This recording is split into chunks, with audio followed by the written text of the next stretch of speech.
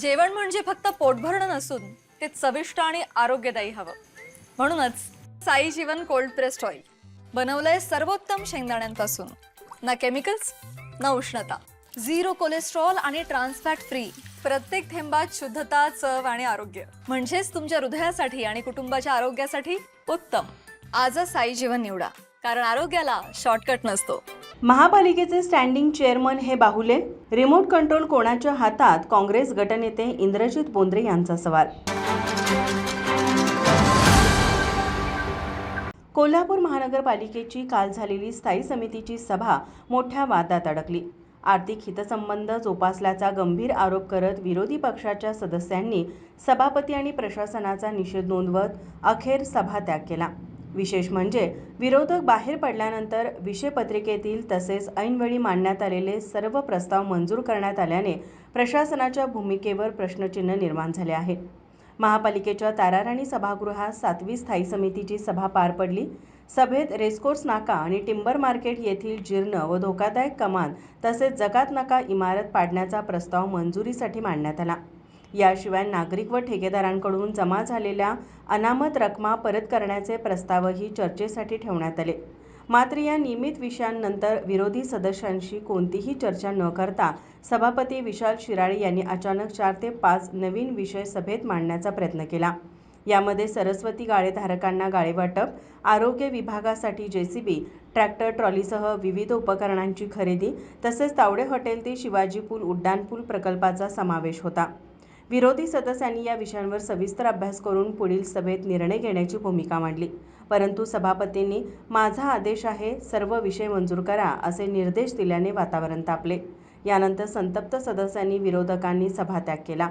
विरोधी सदस्य बाहेर पडता सर्व विषयांना मंजुरी देण्यात आल्याने प्रशासनाच्या पारदर्शकतेवर प्रश्न उपस्थित झाले आहेत. दरम्यान विरोधी नेते इंद्रजित बोंद्रे यांनी स्थायी समितीच्या अध्यक्षपदी केवळ बाहुली बसवली आहे असा आरोप करत प्रशासनावर टीका केली. ते म्हणाले, ॲक्च्युली अजेंड्यावर त्यांनी 3 विषय आणले होते. 3 विषयांवर चर्चा झाली, खेळीमेळी सभा सुरू होती आणि आयत्या वेळेला जे विषय आणले 4 ते आम्ही म्हणत होतो की पुढील मिटिंग घ्या, सोमवारी मिटिंग घेऊन आपण जर इमर्जन्सी असेल तर ते मंजूर करू. विषय काय आहे ते वाचू द्या, आम्हाला विषयाची माहिती घेऊ द्या, तर नाही अत्यावश्यक विषय ते मंजूर करा. म्हणजे मंजूर करायलाही आमची काही अडचण नाही. जे विषय चांगले असतील, योग्य असतील ते निश्चितपणे आम्ही मंजूर करू. पण ते विषयाची माहिती घेऊ द्या आम्हाला, ते विषय आता घेऊ नका. तर माझा आदेश आहे, तुम्ही ते विषय वाचा असं म्हणले. त्यामुळे आम्ही उठताना ती फाईल सरकली. उठून आम्ही सभात्याग करून बाहेर गेलो. जर एकाधिकारशाहीपणानं जर तुम्ही हे चालणार असला तर आम्ही सभात्याग करतो आणि बाहेर पडतो. एवढंच जर यांना शहराची किंवा आरोग्याच्या विषयाची जर काळजी असती तर ज्या वेळेला वृक्ष प्राधिकरणाचा विषय होता, वृक्षतोडीच्या कॉन्ट्रॅक्टरांचा, तो 3 मीटिंग का पुढे ढकलला यांनी? त्या विषयात यांचा काय घोळ होता, कशासाठी पुढे? त्या दरम्यानच्या काळात वादळ आलं, बऱ्याच लोकांचं नुकसान झालेलं आहे. याची जबाबदारी कोण घेणार? कित्येक गाड्यांवर तुमचे वृक्ष पडलेले आहेत. ते वृक्ष तोडीसाठी माणसं नव्हती. अग्निशामक विभागानं ते सगळे रात्रभर जाऊन वृक्ष तोडले आणि अजूनही त्याची वर्क ऑर्डर दिलेली नाही. ह्याच्या मागचं कारण काय? तुम्ही स्वतःचे काहीतरी सोयीचे विषय आले तर कधीही आयत्या वेळी घेऊन जर करणार असाल तर हा मनमानी कारभाराला आमचा निश्चितपणे इथून पुढेही विरोध राहणारच. काही नाही, त्यांनी उपसूचनेसह मंजूर केला असं ऐकायला मिळतंय. जर त्यांनी असे जर मंजूर केला असेल तर निश्चितपणे आम्ही त्याचा विरोध नोंदवणार आहे. स्टँडिंग चेअरमन हे बाहुले बसवलेले आहेत आणि त्यांचा रिमोट कंट्रोल कुणाच्या हातात आहे हे आता तुम्हीच बघा. आणि त्यांना जे सांगण्यात येतं तेच ते तिथं बसून करतात. आता जे काही विषय येतील आयत्या वेळचे विषय घ्यायचे नाही, हा आमचा अजेंडा असेल.